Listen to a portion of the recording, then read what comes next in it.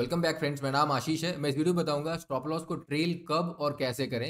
अगर आप एक नया ट्रेड लेते हैं तो उसमें स्टॉप लॉस वैल्यू क्या होगा, इसे कैलकुलेट कैसे करते हैं। ये वीडियो पार्ट 2 है। पार्ट 1 में मैंने बताया था कि स्टॉप लॉस क्या होता है, उसे फिक्स कैसे करते हैं। अगर आप ऑप्शन के थ्रू ट्रेड करते हैं तो क्या प्रीमियम पे स्टॉप लॉस लगाना चाहिए या फिर आप स्पॉट चार्ट को देख करके अपने स्टॉप लॉस को मैनेज करेंगे।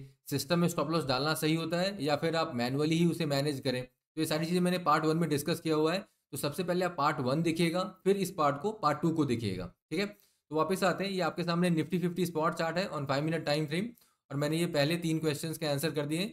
अब अपन यहाँ पे स्टॉप लॉस को ट्रेल कब और कैसे करें ये समझने वाले हैं। ठीक है, अब देखिए यहाँ पे ये मैंने ट्रेड ले लिया। यहाँ पे एक 2 बार रिवर्सल चार्ट पैटर्न है जिसके आधार पे मैंने ये ट्रेड लिया है। ओके, अब यहाँ पे मुझे ये देखना है कि अगला कैंडल क्या बनने वाला है। जैसे ही अगला कैंडल मेरे फेवर में बनेगा, मैं क्या करूंगा, मैं अपने स्टॉप लॉस को ट्रेल कर लूंगा। स्टॉप लॉस को ट्रेल करने के लिए सबसे पहला कंडीशन ये है कि अगला कैंडल आपके फेवर में होना चाहिए। अगर मैंने ट्रेड सेल साइड का लिया है तो मुझे मेरा अगला कैंडल जो है वो मेरे फेवर में होना चाहिए, मतलब उसके लो के नीचे में क्लोजिंग होनी चाहिए। इस वाले कैंडल ने, अगर आप ये ध्यान से देखें तो ये इस कैंडल ने क्लोजिंग जो है यहाँ पे रेड कैंडल ने इसके लो के नीचे दिया है, तो वो कंडीशन फुलफिल हो रहा है। इसके लिए मैंने अपने स्टॉप लॉस को ट्रेल कर लिया। ओके, नाउ मेरा ओरिजिनल स्टॉप लॉस क्या है? मेरा ओरिजिनल स्टॉप लॉस ये है। और ये हमेशा ध्यान रखिएगा, किसी भी ट्रेड में अगर आपका ओरिजिनल स्टॉप लॉस हिट हो जाए तो उस ट्रेड में नहीं रुकना है, चाहे जो हो जाए, रुकना नहीं है। ठीक है, हम नया ट्रेड बाद में बनाएंगे, बट पहले जो एग्जिस्टिंग ट्रेड है उससे निकलेंगे। तो ओरिजिनल स्टॉप लॉस के हिट होने के बाद हमें वहां नहीं रुकना है। ओके, नाउ स्टॉप लॉस को ट्रेल, तो ट्रेल तो मैंने बता दिया। उसका सिंपल कंडीशन क्या है? अगला कैंडल अगर आपके फेवर में है, मैं सेल में हूं और अगला कैंडल मेरा एग्जैक्ट अगला कैंडल रेड बना, तभी अगर वो लो के नीचे क्लोज हुआ, प्रीवियस कैंडल के लो के नीचे क्लोज हुआ, तभी मैं इसे ट्रेल करूंगा। अगर ये नहीं होता, यहाँ पे ग्रीन कैंडल बनता, तो मेरा स्टॉप लॉस क्या होता? ये ओरिजिनल स्टॉप लॉस। मैं अपने स्टॉप लॉस को तब तक ट्रेल नहीं करूंगा जब तक मुझे इस लाइन के नीचे में क्लोजिंग ना मिल जाए। जो कैंडल इस लाइन के नीचे में क्लोज देगा, उस कैंडल का जो हाई होगा, ये मेरा स्टॉप लॉस रहेगा। बेसिकली यही मेरा स्टॉप लॉस रहेगा तब तक, जब तक अब ये वाले कैंडल के लो के नीचे में क्लोजिंग ना मिल जाए। ठीक है, तो इस तरीके से आप स्टॉप लॉस को ट्रेल कर सकते हैं। एक तरीका तो मैंने बता दिया। अब दूसरा, अभी ये स्टॉप लॉस ट्रेल तो हो गया यहाँ पे। अब सपोज करो अगला कैंडल बना, यहाँ पे एक और चीज समझते हैं। अभी अगला कैंडल बना यहाँ पे, ठीक है, ये जब कैंडल बना तो क्या अब इसमें क्या करें? यहाँ पे क्या समझ में आ रहा है? देखो, कैंडल अगर वो पिन बार या हैमर नहीं है तो ऐसे में एक ट्रेंड बार का होना जरूरी है। सपोज करो ये पिन बार या हैमर है तो ठीक है, ऐसे में इस टाइप के कैंडल को ले सकते हैं। कहने का मतलब स्पिनिंग टॉप या डोजी कैंडल को हम कंसीडर नहीं करेंगे अपने ट्रेडिंग डिसीजंस में। ये कैंडल यहाँ पे एक पिन बार है, हैमर है, वो कभी भी कहीं भी बनेगा, उसे कंसिडर करना है। अगर पिन बार या हैमर नहीं है और वो कैंडल एक स्पिनिंग टॉप या डोजी है, तो उस कैंडल को अपने डिसीजन में कंसिडर मत कीजिए।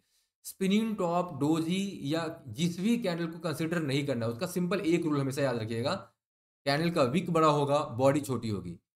कभी भी अगर कैंडल का विक बड़ा है और बॉडी छोटी है, वैसे में एग्जिट का डिसीजन मत लीजिए। कभी भी कैंडल का विक बड़ा है, ये देखिए इसका विक जो है, डंडा है ऊपर में बड़ा है, इसकी बॉडी छोटी है, तो ऐसे में एग्जिट का डिसीजन हमें नहीं लेना है। ठीक है, एग्जिट करने के लिए हमें एक ट्रेंड बार चाहिए, हमें एक प्रॉपर ट्रेंड बार चाहिए, और नहीं तो वो हैमर या पिन बार है तो भी चलेगा। लेकिन अगर वो स्पिनिंग टॉप या डोजी है, अगर उस कैंडल में जो उसका विक है, जो डंडा है वो बड़ा है और बॉडी छोटी है, तो अपन एग्जिट नहीं करेंगे। ठीक है, तो अब यहाँ पे देखो, ये मेरा अगर ट्रेलिंग स्टॉप लॉस देखा जाए तो मेरा हिट है। एक तो वो लाइन पे जाके है तो वैसे ही कंफ्यूज मार्केट की, भाई करना क्या है ना। दूसरा, मार्केट ने इतना बड़ा डंडा बना दिया ऊपर नीचे में, तो बॉडी इतनी छोटी है, तो वो भी कंफ्यूजन ही दिखा रहा है कि मार्केट में भी कंफ्यूजन है। तो जब मार्केट कंफ्यूजन में, तो हमें क्यों निकलना? हमें नहीं निकलेंगे। अब अगला कैंडल बना, इसमें देखो इसका जो बॉडी है, ये ग्रीन वाला पार्ट बड़ा, विक छोटा है।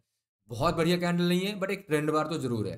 तो अगर ये ट्रेंड बार है, ये पिन बार है, तो पिन बार फॉलोड बाय अ ग्रीन कैंडल, जो इसने हल्का सा ग्रीन दिया बट कंफ्यूज स्टेटस में, और एक अब प्रॉपर ट्रेंड बार दे दिया, तो पिन बार इन इटसेल्फ जो है वो एक बाई का पैटर्न है, सबसे पहला।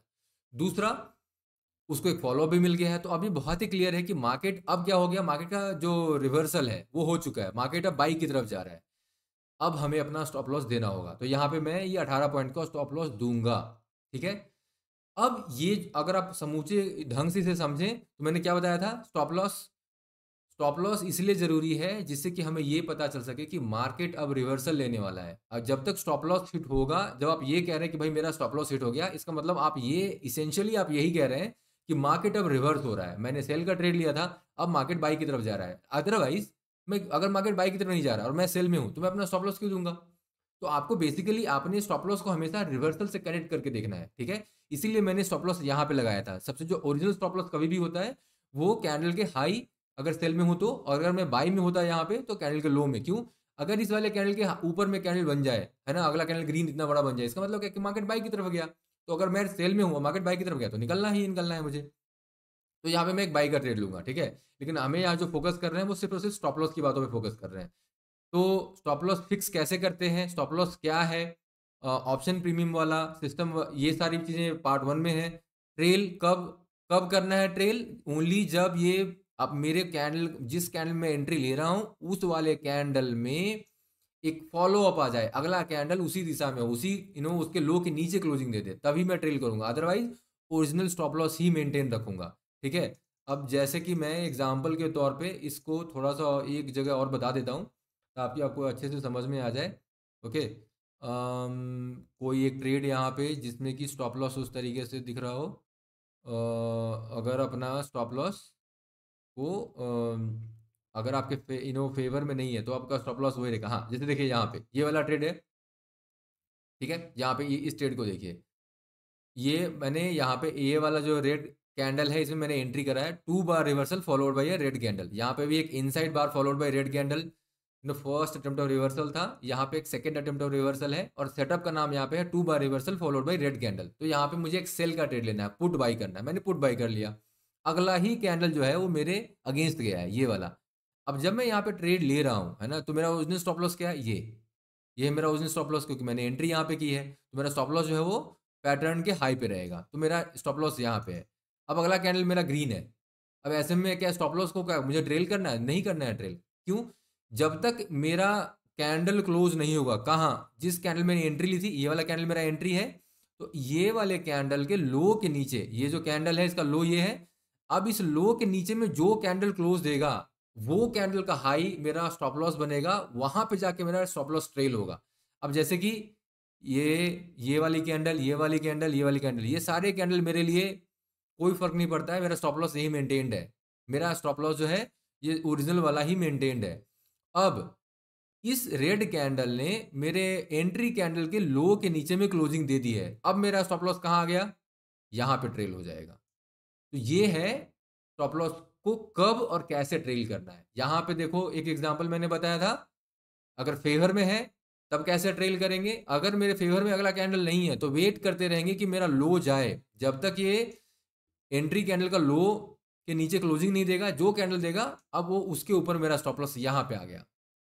इस तरीके से आपको स्टॉप लॉस को ट्रेल करना है। हो गई समझ में, बात आ गई? अब जैसे कि ये वाला कैंडल आया, तो अब ऑब्वियसली उसके लो के नीचे क्लोज है, तो अब ये मेरा स्टॉप लॉस अब ये हो जाएगा। अब क्योंकि मैं अपने कॉस्ट प्राइस के अब मतलब ऊपर आ चुका हूं, तो अब मेरा स्टॉप लॉस ट्रेल ना होकर के अब वो प्रॉफिट में कन्वर्ट हो गया, तो मैं प्रॉफिट को ट्रेल करते जाऊंगा इस तरीके से, ठीक है? वापिस आते हैं। ओके, 28 मिनट, तो अभी मेरे पास एक 5 मिनट और है, फिर ये वीडियो भी क्लोज करेंगे और पार्ट 3 पे आपको आना होगा। ओके, स्टॉप लॉस वैल्यू को कैलकुलेट कैसे करें, ये बहुत ही इंपॉर्टेंट है, ठीक है? ये बहुत ही इंपॉर्टेंट है। जब भी आप ट्रेड लेते हैं तो जैसा मैंने आपको पहले पार्ट में बताया है कि कोई एक ट्रेड लेते वक्त आपको सिर्फ दो ही चीज पता होता है, आपका एंट्री पॉइंट और आपका स्टॉप लॉस। आपको ये नहीं पता होता है कि इसमें प्रॉफिट होगा या नहीं होगा, तो प्रॉफिट तो भूल ही जाइए आप। आपको सिर्फ यही दो चीजें पता है। अपने माइंड को शांत रखने के लिए और एक बेहतरीन ट्रेडर, प्रॉफिटेबल ट्रेडर बनने के लिए बहुत जरूरी है कि आपका जो रिलेशनशिप है वो स्टॉप लॉस के साथ और प्रॉफिट के साथ एक जैसा हो। मतलब स्टॉप लॉस हिट हुआ, कोई एक्साइटमेंट नहीं, प्रॉफिट बुक हुआ, कोई एक्साइटमेंट नहीं। ट्रेड में एंट्री कर रहा हूं as per the trading rule, वहां पे भी कोई एक्साइटमेंट नहीं, बिना एक्साइटमेंट के सारी ट्रेड करना है, तभी आप एक प्रॉफिटेबल ट्रेडर बनिएगा, ठीक है? अब इसमें स्टॉप लॉस जो है, वैल्यू को कैसे कैलकुलेट करें, क्योंकि मुझे दो ही चीज पता है, मेरा स्टॉप लॉस यहाँ पे होगा और मेरी एंट्री यहाँ पे होगी, यही दो चीज मुझे पता है। ये अब अगला कैंडल ऊपर जाएगा नीचे जाएगा कहीं कुछ नहीं पता। अगर मेरे फेवर में भी गया तो कब तक जाएगा, कहाँ पे, मुझे नहीं, प्रॉफिट कितना हो सकता है, कोई संख्या नहीं, अनंत हो सकता है प्रॉफिट, कुछ भी हो सकता है। कितना होगा कोई जरूरी नहीं कि दो ही कैंडल रेड बनेगा, हो सकता है 15-20 कैंडल रेड बन जाए, हो सकता है 5 कैंडल रेड बन जाए, मुझे नहीं पता क्या होना है। तो प्रॉफिट तो पता ही नहीं है आपको, ठीक है? हर चीज का रूल है, कब कहाँ कैसे निकलना है। अभी हम यहाँ पे सिर्फ और सिर्फ स्टॉप लॉस के बारे में बात कर रहे हैं, ठीक है। तो अब यहाँ पे मैं अपने स्टॉप लॉस को कैसे, एक लमसम फिगर कैसे मैं कैलकुलेट करूँ वो मैं बताता हूँ। एक चीज होता है, उसका नाम है एटीआर, ठीक है। ये जो लाइन दिख रहा है आपको, ये एटीआर का लाइन है, ओके। अभी ये एटीआर से हम अपन क्या निकालते हैं, ये जो कैंडल का हाई और लो है ना, इसका डिफरेंस कितना है, ये एटीआर वैल्यू बताता है। जैसे ये 40 लिख रहा है, 40 का मतलब क्या है कि पिछले 14 कैंडल का एवरेज, एवरेज डिफरेंस। तो पहले क्या करेंगे, एक कैंडल का डिफरेंस कितना है, इसका हाई और इसका लो। इसका लो है 197 पे और इसका हाई जो है वो 23,245 पे, मतलब तकरीबन 48 पॉइंट का इसका हाई और लो के बीच में गैप है, डिफरेंस है। ऐसे ही पिछले 14 कैंडल का कितना है गैप, और उसका एवरेज कर देंगे, और वो एवरेज जो है वैल्यू वो है 40, मतलब एक कैंडल अभी 40 पॉइंट का बन रहा है, ठीक है। ये बात समझ में आ गई। अब दूसरा जानिए, अब दूसरा क्या। देखो जनरल तौर पे एक से दो कैंडल आपका स्टॉप लॉस होगा मिनिमम, ठीक है। आप दो कैंडल मान के चलिए। अगर आप मेरे ट्रेडिंग को स्टाइल को फॉलो करते होंगे या देखते होंगे तो आपको ये समझ में आ गया होगा। आपका जो ट्रेडिंग का मेरे जो ट्रेडिंग में एक या दो candle is the more than stop loss, उसके ऊपर स्टॉप लॉस नहीं होगा। मैक्सिमम दो होगा या एक होगा, डिपेंडिंग ऑन की वो 60% जो मेरा स्टॉप लॉस है उसके ऊपर में कैंडल क्लोज हो जाए, ठीक है। हो सकता है कि यहाँ पे एक कैंडल बने और इस लाइन को ही छुए, अगला कैंडल बने इसके ऊपर में 60% बॉडी उसकी चली जाए। तो कहने का मतलब ये है कि एक या दो कैंडल मैक्सिमम स्टॉप लॉस होगा, कहने का। तो यहाँ पे अगर 40 पॉइंट का एक कैंडल बन रहा है तो दो मतलब 80 पॉइंट का मेरा स्टॉप लॉस होगा। तो एक तो तरीका, मैं दो तरीके बताऊंगा, ठीक है। एक तो तरीका ये हो गया, 80 पॉइंट का मेरा स्टॉप लॉस है, ओके। 80 पॉइंट का स्टॉप लॉस है बोले तो अभी मेरा को 80 पॉइंट का स्टॉप, ये क्या है, ये नहीं चाहिए मुझे यहाँ पे, मुझे ये चाहिए, ठीक है। तो 80 पॉइंट का मेरा स्टॉप लॉस है, ओके। अगर मैं ऑप्शन के थ्रू ट्रेड कर रहा हूँ तो 0.6 डेल्टा का मैं पकड़ता हूँ हमेशा। इसका मतलब कि मैं 0.6 से इसे मल्टीप्लाई कर दूंगा, कितना आएगा 48 पॉइंट। तो 48 पॉइंट मेरा इस ट्रेड में लॉस हो सकता है अगर मैं एक लॉट से ट्रेड कर रहा हूँ। और एक लॉट सपोज कीजिए 75 यूनिट्स का है, तो 75 इंटू 48 है ना। तो 75 इंटू 48, 3,600 रुपीज एक लॉट, जो 75 यूनिट्स का एक लॉट पे 3,600 रुपीज का मेरा लॉस होगा। तो जब मैं ये ट्रेड ले रहा हूं, मैं अपने दिमाग में ये बिठा लूंगा कि ये ट्रेड में 10 में से 6 ट्रेड सक्सेसफुल होते हैं, 4 में स्टॉप लॉस हिट होता है। तो ये हो सकता है कि उनमें से एक हो, और यहाँ पे मेरे को कम से कम 3,600 रुपये का लॉस हो सकता है। अगर ये वैल्यू मुझे पता है और सच में जब मुझे लॉस होगा, मुझे कोई सरप्राइज नहीं होगा, मेरा दिमाग कूल होगा, काम होगा, पीसफुल होगा, मैं डरूंगा नहीं, मैं सही डिसीजन लूंगा। इसलिए बहुत जरूरी है जब आप ट्रेड करें तो ट्रेड के टाइम पे स्टॉप लॉस वैल्यू को कैलकुलेट कर लें। धीरे धीरे क्या होगा ना, ये इतना आसान हो जाएगा आपके लिए। अब जैसे कि मेरे लिए क्या है, जैसे ये वैल्यू मुझे दिखता है, ये वैल्यू के आधार पे इंटू 2 करके इंटू 0.6, तो मेरे दिमाग में कैलकुलेशन बहुत सेकंड में हो जाता है। और ये आप जब प्रैक्टिस करेंगे आपके दिमाग में भी हो जाएगा। तो एक तरीका तो ये हो गया स्टॉप लॉस वैल्यू जानने का। दूसरा तरीका क्या है, बहुत ही सिंपल है। मुझे ये पता है यहाँ यहाँ के ऊपर मुझे निकलना है, तो मैं शायद मे भी कहीं यहाँ पे निकलूंगा, मे भी, ठीक है। तो थोड़ा सा ऊपर ही रखेंगे उसको, 262 पे निकलूंगा, 23,262 पे निकलूंगा। और मैं यहाँ पे कितना है, 23,198, मतलब 62 और 2 64, तो 64 पॉइंट का मेरा स्टॉप लॉस कम से कम होने वाला है। तो एक लमसम फिगर 64 पॉइंट 65 पॉइंट का होगा, तो 65 गुना 0.6 तकरीबन तकरीबन 40 पॉइंट के आसपास आ गया। और 40 गुना 75 तो तकरीबन 3,000 रुपये के आसपास आ गया। तो 3,600 कह रहा था, 3,000 रुपये। तो ये दोनों तरीके से जो आपका जो स्टॉप लॉस वैल्यू बनेगा वो almost ballpark number same ही आएगा। ये एक तरीका है जिससे कि हम अपने स्टॉप लॉस वैल्यू को एक लमसम निकाल रहे हैं, एग्जैक्ट फिक्स नहीं निकाल रहे हैं। लेकिन देखो, लमसम निकालने से एटलीस्ट मेरा माइंड को मुझे पता है अगर हुआ स्टॉप लॉस हिट तो कितना पैसा जाएगा, जिससे कि पैनिक ना हो, जिससे कि आपका डिसीजन सही रहे। आप एक बात हमेशा ध्यान रखिएगा, मार्केट में प्रॉफिटेबल ट्रेडर बनने के लिए चार्ट पैटर्न, बहुत सारी चीजें जानकारी होना वो जरूरी नहीं है। जब स्टॉप लॉस हिट होता है, जब प्रॉफिट आता है, वहां पे दिखता है आपको, वो टाइम पे आपका दिमाग कैसे रिएक्शन देता है वो सबसे इंपॉर्टेंट है। अगर वो टाइम पे आपका दिमाग साइकोलॉजिकली माइंडसेट आपका सही नहीं है, प्रॉफिट जब जैसे ही प्रॉफिट दिखता है तो डर लगता है, जैसे ही स्टॉप लॉस दिखता है, लॉस दिखता है, तो आप लालच हो जाते हो कि नहीं नहीं ये तो प्रॉफिट में जाएगा, रुकते हैं। अगर ये उल्टा चीजें हो रहा है आपके साथ, तो इसका मतलब आप प्रॉफिटेबल ट्रेडर नहीं कर पाओगे, प्रॉफिटेबल ट्रेडर नहीं बन पाओगे। प्रॉफिटेबल ट्रेडर बनने के लिए बहुत जरूरी है, अगर स्टॉप लॉस हिट हो रहा है तो डर लगना चाहिए उस समय में, और स्टॉप लॉस दे करके निकलना चाहिए। अगर प्रॉफिट हो रहा है तो लालच होना चाहिए वहां पे, और मुझे वहां पे रुकना है, प्रॉफिट को बुक नहीं करना है। कब तक, जब तक कि ट्रेडिंग रूल ना कहते, ठीक है। मिलता हूँ नेक्स्ट वीडियो में। यहाँ पे मैं इस वीडियो को क्लोज कर रहा हूँ। पार्ट 3 दिखेगा, वहाँ पे मैं आपको क्या करूँगा, वहाँ पे मैं आपको दिखाने वाला हूँ मैं अपने सारे ट्रेडिंग रूल्स, ये जो यहाँ पे दिख रहे हैं, और एक-एक करके ये 1, 2, 3, 4 जो दिख रहा है यहाँ पे ट्रेडिंग रूल्स, इसे डिस्कस करेंगे और साथ में इन सारी चीज़ों को भी डिस्कस करेंगे जो मैंने यहाँ पे लिखा हुआ है, ठीक है? ये जनरल तौर पे जब मैं ट्रेड करता हूँ, तो ये जैसे आपको दिख रहा है यहाँ पे ये स्टॉप लॉस, बी फेयरफुल, तो ऐसे ही प्रॉफिट बुकिंग का और एंट्री का मैंने पैटर्न लगा रखा है, लिख रखा है, मतलब पैटर्न क्या मैंने लिख रखा है कि मुझे क्या-क्या चीज़ें देखनी है। और मैं अपना पूरा टाइम जब वो 5 मिनट का कैंडल बन रहा होता है, तो मैं 2 ही चीज़ करता हूँ, या तो उस कैंडल को रीड कर रहा हूँ, निफ्टी या बैंक निफ्टी के वो दोनों कैंडल जो उसमें बन रहे होते हैं 5 मिनट को, उसको देखता हूँ, या फिर मैं इसको पढ़ रहा होता हूँ कि मेरा स्टॉप लॉस का रूल क्या है, उस समय क्या चल रहा है। सपोज करो मेरा ट्रेड प्रॉफिट में चल रहा है, तो मैं प्रॉफिट के रूल्स को पढ़ रहा होता हूँ। अगर मेरा ट्रेड स्टॉप लॉस की तरफ जा रहा है, तो मैं स्टॉप लॉस के रूल को पढ़ रहा होता हूँ।